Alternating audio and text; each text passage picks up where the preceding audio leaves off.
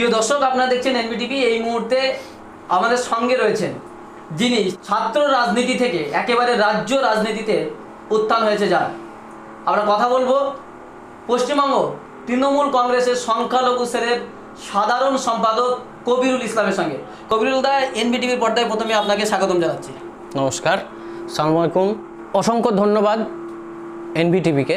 প্রথমে আপনার কাছে জানতে চাইবো যে একেবারে ছাত্র রাজনীতি থেকে রাজ্য রাজনীতিতে উত্থান কতটা ভালো লাগার জায়গা?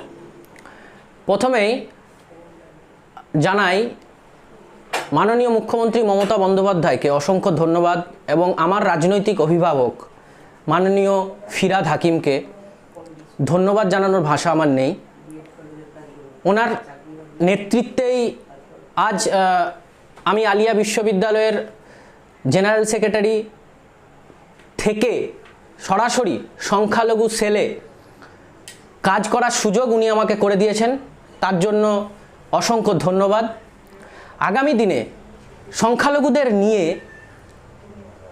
যা যা প্রবলেম ওনারা ফেস করছেন বা আগামী দিনে যে কাজ অবশিষ্ট আছেন, মাননীয় মুখ্যমন্ত্রী মমতা বন্দ্যোপাধ্যায়ের সংখ্যালঘুদের নিয়ে যে স্বপ্ন আছেন, আমি সর্বতোভাবে চেষ্টা করব সেই চিন্তাভাবনাগুলোকে, মমতা বন্দ্যোপাধ্যায়ের যে চিন্তা সংখ্যালঘুদের নিয়ে, সেটা সাধারণ মানুষের মধ্যে পৌঁছে দেওয়ার, এবং চেষ্টা করব যে আমি যেহেতু সংখ্যালঘু থেকে বিলংস করি এবং আমি যে ইউনিভার্সিটিকে রিপ্রেজেন্ট করে আজকে এই জায়গায় উঠে এসেছি আলিয়া বিশ্ববিদ্যালয়, সেই আলিয়া বিশ্ববিদ্যালয় মমতা বন্দ্যোপাধ্যায়ের একটা স্বপ্ন, ড্রিম প্রজেক্ট।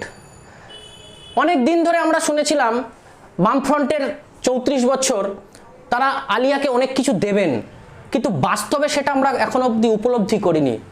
বাট 2011 সালে মমতা বন্দ্যোপাধ্যায় আসার পর উনি আলিয়া বিশ্ববিদ্যালয়কে নিউ টাউনের মতো একটা জায়গায় বিল্ডিং দিয়েছেন, আজকে হোস্টেল দিয়েছেন। তার জন্য ওনাকে মাইনরিটি থেকে আমরা অসংখ্য ধন্যবাদ জানাই। এবং উনি যে বিভিন্ন প্রকল্পগুলো মাইনরিটিদের নিয়ে নিয়েছেন, সেগুলো যত তাড়াতাড়ি মানুষের কাছে পৌঁছে যায় সেই চেষ্টা আমি করব। আপনারা তো সংখ্যালঘু লিডারশিপ পেয়েছেন তৃণমূল থেকে, তো সংখ্যালঘুদের জন্য কতটা ভাবনা রয়েছে আপনার? বেসিক্যালি এখানে সংখ্যালঘুদের যে চিন্তা ভাবনা সেটা এবং চাহিদাটা খুবই হচ্ছে মিনিমাম।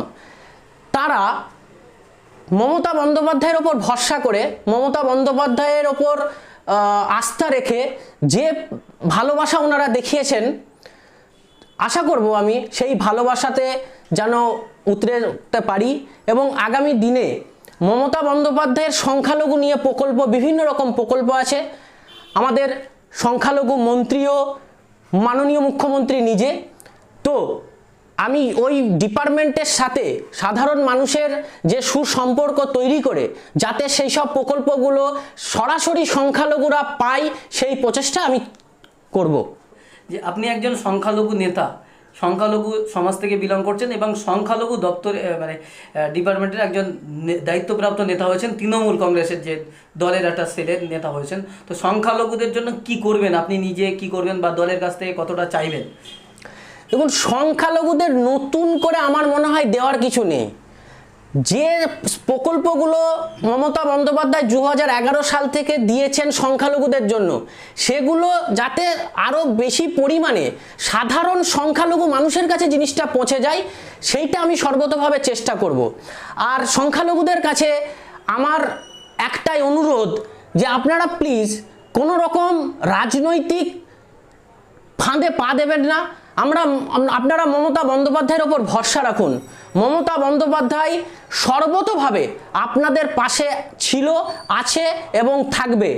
আমরা মমতা বন্দ্যোপাধ্যায়ের নেতৃত্বে 2021-এ আগামী যে বিধানসভা ইলেকশন আসছে, দুহাত তুলে সংখ্যালঘুরা যাতে মমতা বন্দ্যোপাধ্যায়কে আশীর্বাদ করতে পারে, আমরা সর্বতোভাবে চেষ্টা করব যাতে আগামী দিন 2021-এ আবার আমরা মমতা বন্দ্যোপাধ্যায়কে মুখ্যমন্ত্রী হিসাবে দেখতে পারি। এখন এই পর্যন্ত, পরবর্তী খবরের আপডেট পেতে আমাদের সঙ্গে থাকুন।